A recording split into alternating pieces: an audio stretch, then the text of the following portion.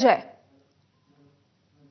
तर ही दोन दृश्य आपण बघतोय। एकीकडे शेतकरी कामगार पक्षाचा आज 78वा वर्धापन दिन आणि त्यानिमित्ताने राज ठाकरे पोहोचले आहेत। अगदी काही वेळात ते संबोधित करतील। तर दुसरीकडे दिव्या देशमुख जी बुद्धिबळ चॅम्पियन ठरलेली होती, विश्वविजेती ठरली होती, तिचा नागरी सत्कार केला जातोय।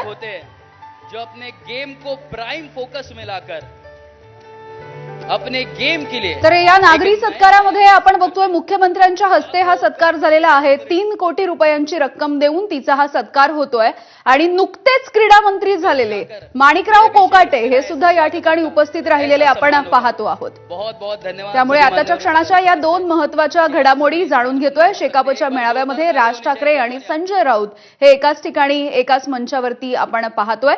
तर नागपूरमध्ये बुद्धिबळ चॅम्पियन अशा विश्वविजेती ठरलेल्या दिव्या देशमुख हिचा मुख्यमंत्र्यांच्या हस्ते नागरी सत्कार झालेला आहे।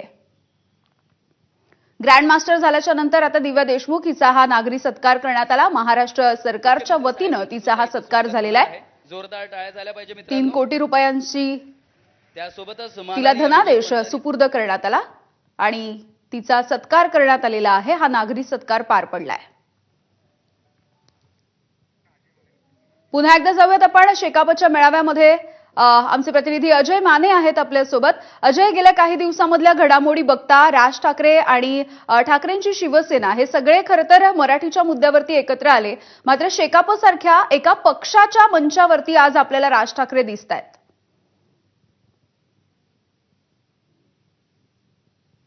अजय, पुन्हा एकदा अजय सोबत जोडलं जाण्याचा प्रयत्न करूयात। ही दोन दृश्य आपण